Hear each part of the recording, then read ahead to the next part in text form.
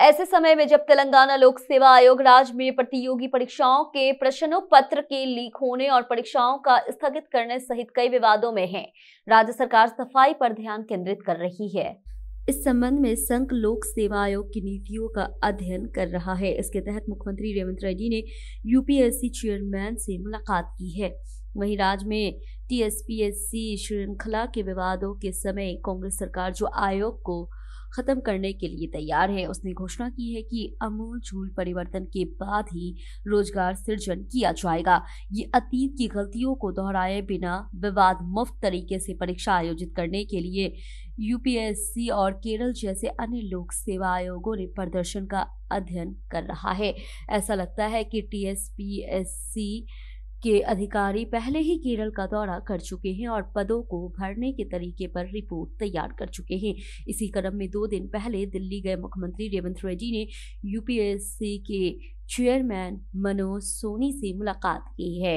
वहीं रेवंत के साथ मंत्री उत्तम कुमार रेड्डी और सीएस शांति कुमारी और 2 आईएएस अधिकारी भी मौजूद थे। कांग्रेस के वरिष्ठ नेता जग्गा रेड्डी ने कहा है कि मुफ्त बस यात्रा में महिलाएं बहुत ज्यादा ही खुश हैं। उन्होंने इस बात से इनकार किया कि बीआरएस नेता कह रहे हैं कि महिलाओं को बसों में यात्रा नहीं कर रही है। उन्होंने कहा कि अब तक 6.5 करोड़ महिलाएं बसों में मुफ्त यात्रा कर चुकी हैं।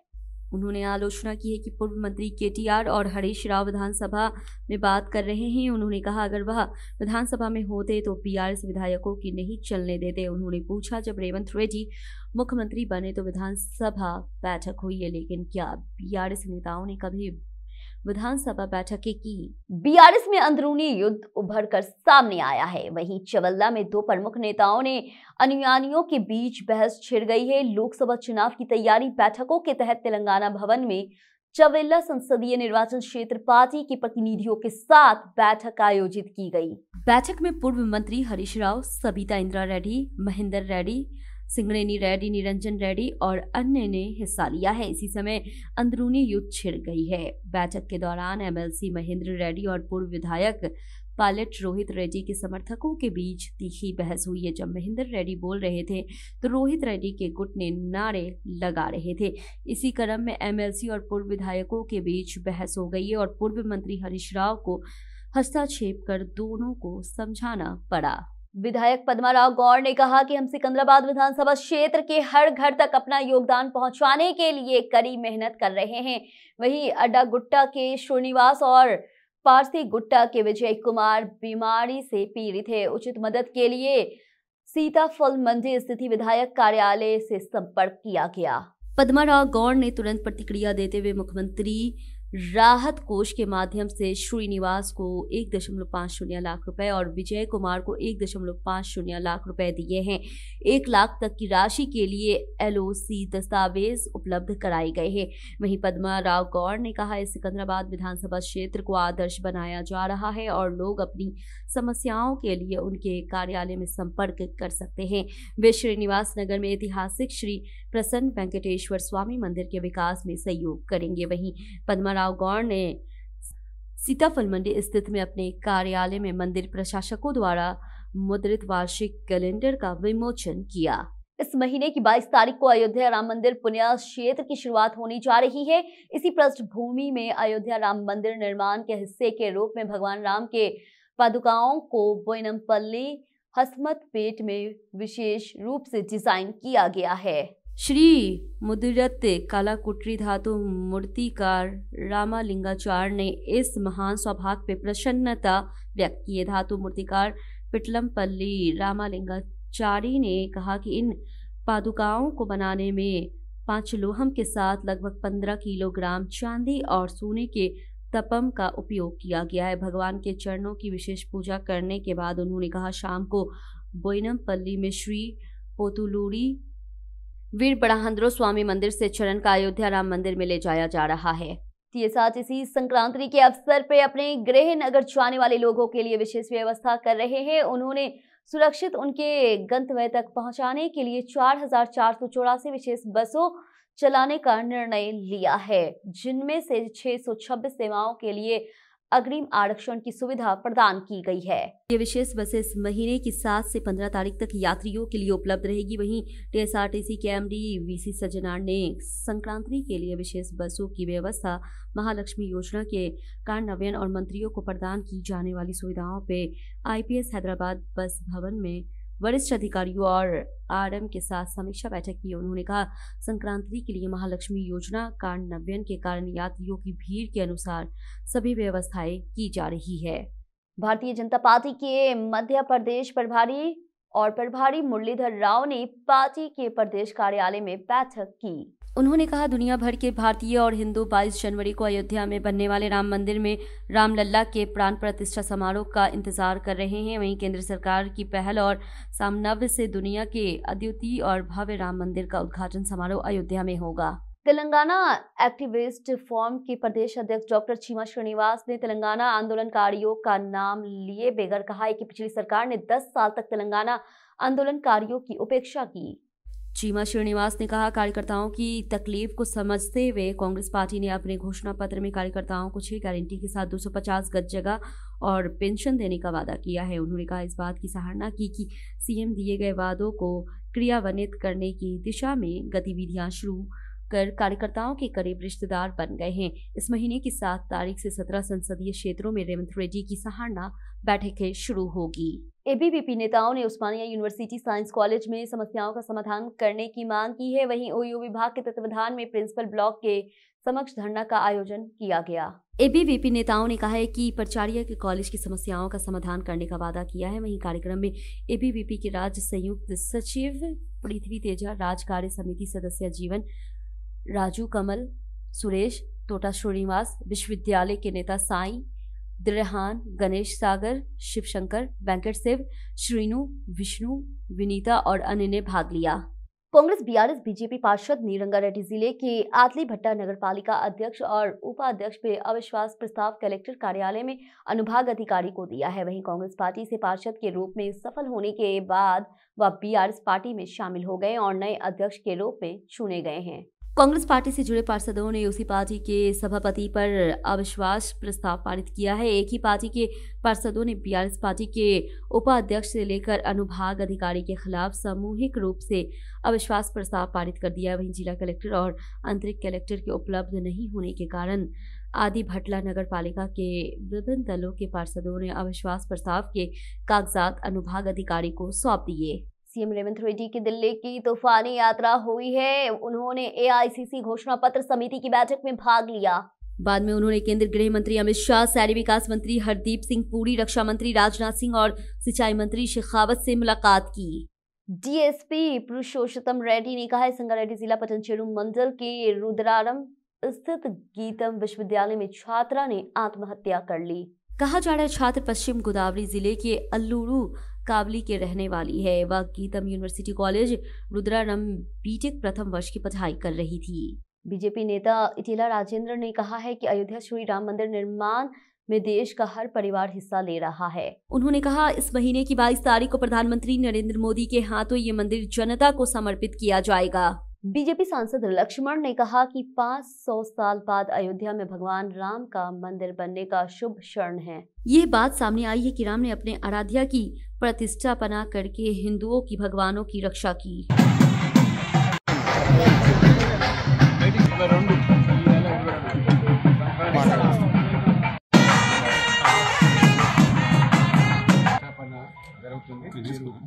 राज्य सरकार द्वारा शुरू किए गए अभय हस्तम कार्यक्रम के हिस्से के रूप में तिल्लाड़ापुर नगर पालिका के इदूला नागुला पल्ली गांव में स्थित पार्षद शमशाबाद राजू के नेतृत्व में प्रजापालन आयोजित किया गया। स्थानीय पार्षद शमशाबाद राजू ने कहा, सभी लोगों को सरकार द्वारा लागू स्वास्थ्य गारंटी हिस्से के रूप में इस एप्लीकेशन स्वीकृति कार्यक्रम का उपयोग करना चाहिए। कुकटपल्ली जेएनटीयू यूनिवर्सिटी में 12वीं ग्रेजुएशन कार्यक्रम का आयोजन किया गया।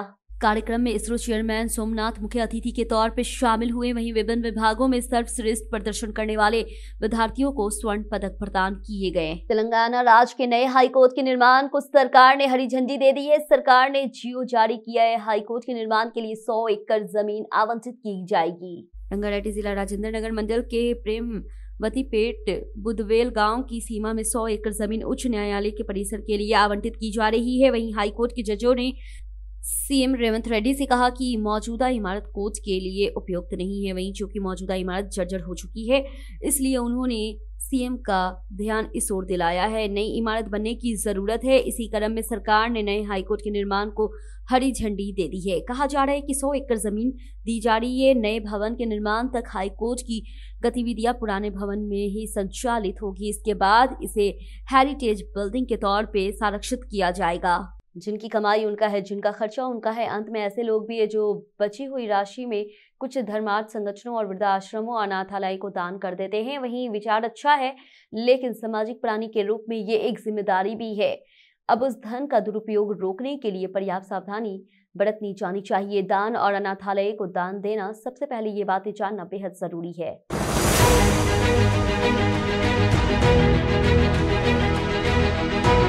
उदारता एक सशक्त सकारात्मक भावना है। साझा करने का आनंद अवर्णनीय है। इससे हमें अपने जीवन में सार्थकता का एहसास होता है। यह अमीरों की भी जिम्मेदारी है कि वे वंचितों के साथ साझा करें। आर्थिक मनोवैज्ञानिक परोपकार को मानव निवेशन के रूप में वर्णित करते हैं। जैसे शेयर बाजार में निवेशन लंबे समय में हमारी संपत्ति का मूल्य बढ़ाता है, वहीं दान सेवा खुशी सूचकांक में हमारे ग्राफ को ऊपरी ले जाता है। वहीं वॉरेन बफेट कहते हैं, वहीं अनाथालय को दान देना मेरे जीवन का सबसे अच्छा निवेश है। लेकिन जब हमने समाज के लिए जो पैसे आवंटित किए हैं वो उन लोगों तक पहुंचता है जिन्हें इनकी जरूरत है। इसलिए संगठनों और व्यक्तियों के चयन में बहुत सावधानी बरतनी चाहिए। हमें ये जानना होगा कौन किस उद्देश्य के लिए काम कर रहा है।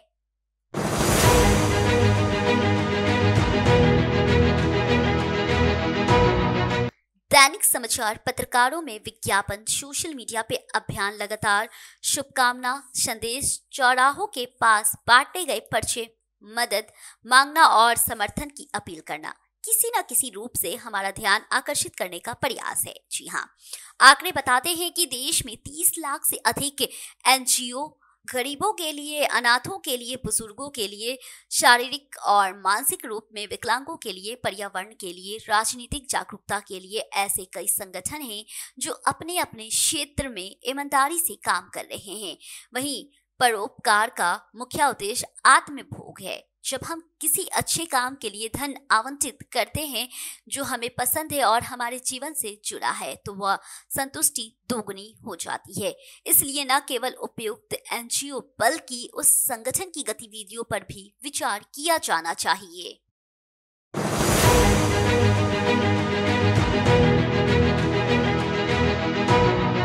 पुरस्कार, बैलेंस शीट, पत्रकारों में लेख, सब ऊंचाई पर अंत आप जो देखते हैं वही सत्य है।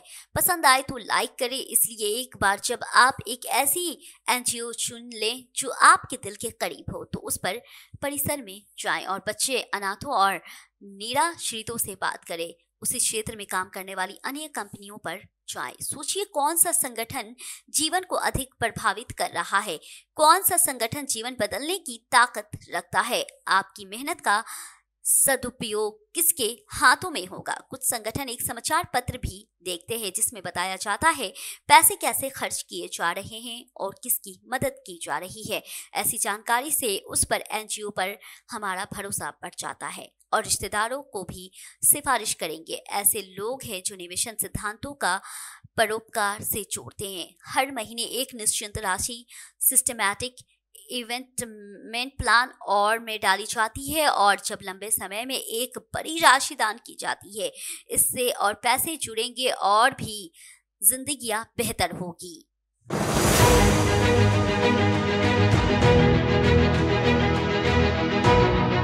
अगर आपको हर महीने याद रखना और भुगतान करना मुश्किल लगता है तो इलेक्ट्रॉनिक क्लियरेंस सिस्टम के माध्यम से हर महीने एक निश्चित तारीख को एक निश्चित राशि किसी भी एनजीओ के बैंक खाते में स्थानांतरित की जा सकती है। एक तरीका ये भी है कि चुनी गई कंपनी की वेबसाइट पर जाएं और क्यूआर कोड का स्कैन करें। भले ही हम सीधे पैसे ना दें, हम उन एनजीओ के लिए अपने पेशेवर कौशल का उपयोग करके संतुष्टि प्राप्त कर सकते हैं। ये एक गैर वित्तीय सेवा है। हमने जो चित्र बनाए हैं, जो किताबों में हमने लिखी है, जो मूर्तियां हमने बनाई है, यदि हमारे पास सिंचाई की व्यवस्था हो तो फसल का एक हिस्सा गरीबों में वितरित किया जा सकता है। मन के कई तरीके हैं, किसी भी तरह से उदारता एक महान गुण है।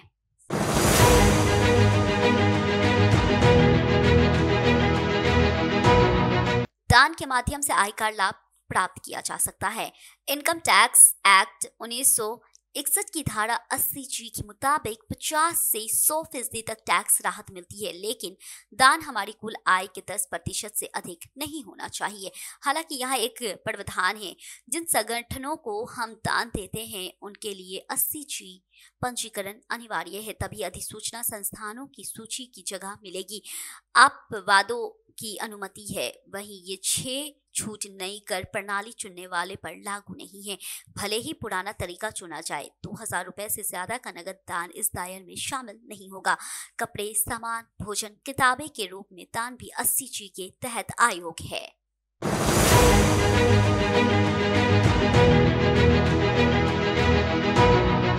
केंद्रीय अप्रत्यक्ष कर और सीमा शुल्क बोर्ड ने स्पष्ट किया है कि माल और सेवा कर दानकर्ता का नाम प्रदर्शित करने या दान या उपहार प्राप्त करने वाले दान के परिसर में नेम प्लेट लगाने जैसी सेवाओं पे लागू नहीं होगा। व्यक्तिगत दाताओं से सीबीआई द्वारा जारी एक परिपत्र में स्पष्ट किया गया है कि वो व्यक्तिगत दानकर्ता धार्मिक संस्थाओं और धर्मार्थ संस्थाओं, स्कूलों, अस्पतालों, अनाथालयों, वृद्धाश्रम आदि जैसे संगठनों को दान या उपहार के रूप में वित्तीय सहायता या कोई अन्य सहायता प्रदान करते हैं। धन्यवाद व्यक्त करने के लिए उनके परिसर में एक नेम प्लेट या इसी तरह की पावती लगाए हैं। जब दाता का नाम पर्याप्तकर्ता संगठन के परिसर में प्रदर्शित किया जाता है तो इसे दाता के परोपकार के कार्य के प्रति कृतज्ञता और सार्वजनिक मान्यता की अभिव्यक्ति माना जाता है, न कि दाता को बढ़ावा देना। यदि ये उसके व्यवसाय का विज्ञापन या प्रचार है तो प्रतिफल को सेवा के आपूर्ति नहीं कहा जा सकता है। दान या उपहार प्राप्तकर्ता कुछ भी करने के लिए बाध्य नहीं है, इसलिए ऐसे विचार पर कोई जीएसटी देनदारी नहीं है।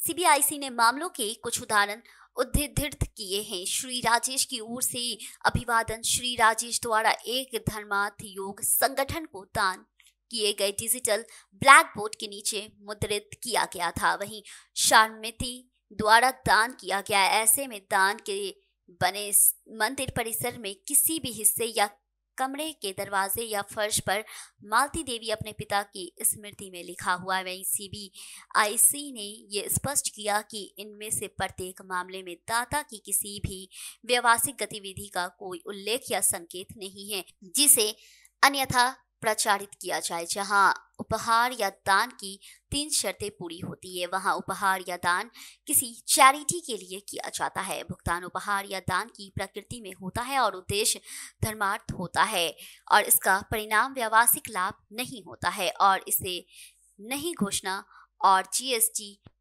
पर भय नहीं है। पिछले 21 सालों में मिरेकल फाउंडेशन ने भारत में 300 से अधिक अनाथालयों में 15,000 से अधिक अनाथ और कमजोर बच्चों के जीवन सुधार किया है।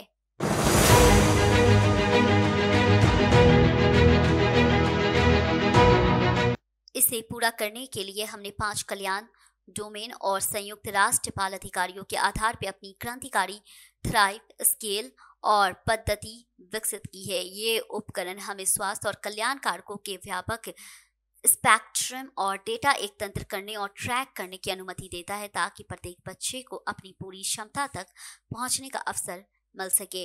वहीं वर्षों के ज़मीनी अनुभव और सावधानी पूर्वक विश्लेषण के बाद हम अपनी विशेषज्ञता को अनाथालयों से परिवारों में स्थानांतरित कर रहे हैं और जब भी संभव होता है तो बच्चों को घर लाने के लिए वैश्विक आंदोलन का नेतृत्व कर रहे हैं। हम अनाथालय देखभाल के विकल्पों पर सामाजिक कार्यबल को प्रशिक्षित कर रहे हैं। वहीं स्थानीय स्तर पे बाल संरक्षण समितियों को मजबूत करने के लिए सामुदायिक तक पहुंच रहे हैं। वहीं युवाओं को प्रोत्साहित कर रहे हैं और बच्चों को रखने के लिए कमजोर परिवारों की शीघ्र पहचान कर रहे हैं।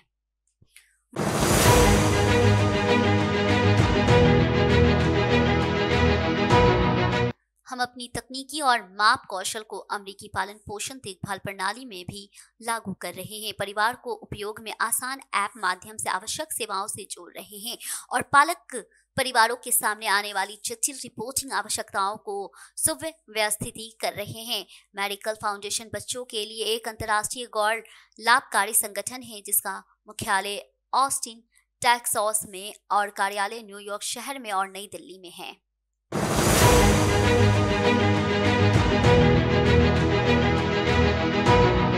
हम सहयोग में विश्वास करते हैं क्योंकि हम जानते हैं कि ये काम किसी भी एक संगठन से बड़ा है। हम गैर लाभकारी और संगठनों के एक वैश्विक नेटवर्क का हिस्सा है जो हमारे जीवन काल में अनाथालयों की आवश्यकता को समाप्त करने के लिए विश्वव्यापी आंदोलन को नेतृत्व कर रहे हैं।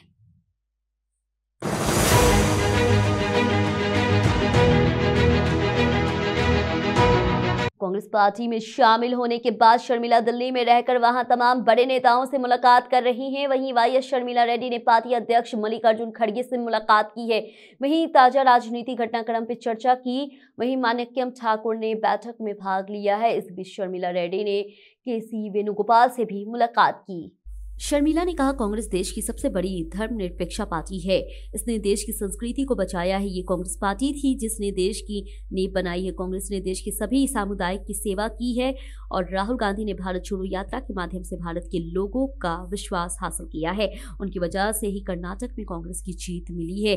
ये जानते हुए कि तेलंगाना में भी उनकी जीत निश्चित है। उन्होंने खुलासा किया है कि उन्होंने केसीआर विरोध वोटों को विभाजित होने से बचाने के लिए कांग्रेस का समर्थन किया है। उन्होंने इस बात पर खुशी जाहिर की है कि तेलंगाना में कांग्रेस की सफलता में मेरी भी अहम भूमिका रही है। वहीं शर्मिला ने कहा है कि उन्हें भरोसा है कि राहुल और खड़गे के नेतृत्व में लोगों को फायदा होगा। स्वास्थ्य मंत्री दामोदर राज नरसिम्हा ने कहा, कांग्रेस सरकार शिक्षा और चिकित्सा को विशेष प्राथमिकता देगी। उन्होंने निजामाबाद जिले के अरमूर और जड़कानपल्ली मंडलों का दौरा किया है। वहीं अनकापुर गांव में बाहरी इलाके में लालना वृद्धाश्रम का दौरा किया। मंत्री दामोदर राज नरसिम्हा ने दानदाताओं द्वारा प्रदान की गई 3 करोड़ की लागत से जड़कानपल्ली में निर्मित स्कूल का उद्घाटन किया है। उन्होंने खुलासा किया कि राज्य के ग्रामीण इलाकों के अस्पतालों में स्टाफ की कमी की भरपाई की जाएगी। बीसी कल्याण मंत्री पूनम प्रभाकर ने भीमदेवरपल्ली मंडल के कोत्ताकोंडा का दौरा किया है। उन्होंने कहा, कांग्रेस पार्टी को सत्ता में आए अभी 1 महीने भी नहीं हुए हैं और बीआरएस पार्टी अभी से अधीर हो रही है। वहीं कांग्रेस को धोखेबाजी करने का आरोप लगा रही है। उन्होंने कहा कि माह के अंदर दिए गए आश्वासन में आरोग्यश्री के तहत 10 लाख तक के इलाज के लिए महिलाओं के लिए मुफ्त बस सुविधा लागू की गई है। बाकी गारंटियों के लिए बड़ी संख्या में आवेदन प्रजापालन के माध्यम से स्वीकार किए जा रहे हैं। उन्होंने सवाल किया है कि बीआरएस पार्टी अधीर क्यों हो रही है। अभी तो सिर्फ शुरुआत है। उन्होंने लोगों की प्रक्रिया से जलन हो रही है। हमारी सरकार आए अभी 1 महीने भी नहीं हुए। हम धोखेबाज कैसे हो सकते हैं? धोखेबाज कैसे कहा जा सकता है हमको? बीजेपी प्रदेश प्रमुख और केंद्रीय मंत्री किशन रेड्डी ने कहा है कि वो केसीआर के बेनामी नहीं है, बल्कि कांग्रेस पार्टी के नेता ही केसीआर के बेनामी है। उस पार्टी के कई ऐसे लोग हैं जिन्होंने उनके परिवार के सदस्यों के साथ कारोबार किया है। किशन रेड्डी ने कहा, वह केसीआर से कभी नहीं मिलेंगे। अगर सीएम पद पर बैठे तो रेवंत रेड्डी कालेश्वरम भ्रष्टाचार की सीबीआई जांच की मांग करते हुए और केंद्र को पत्र लिखने की मांग करते हुए मैंने सिर्फ रेवंत रेड्डी और कांग्रेस पार्टी द्वारा पूर्व में सीबीआई जांच को लेकर के की गई मांग की याद दिलाई है। लेकिन कांग्रेस नेता और राज्य के मंत्री इस बात से नाराज है कि वह अहंकार के कारण उनका व्यक्तिगत अपमान कर रहे हैं। वहीं रेवंत की आय अधिक, मेरी आय अधिक तेलंगाना का हर बच्चा जानता है। उन्होंने इसे कैसे कमाया है। उन्होंने चुनौती देते हुए कहा है, मैं इस पर किसी भी जांच के लिए तैयार हूं।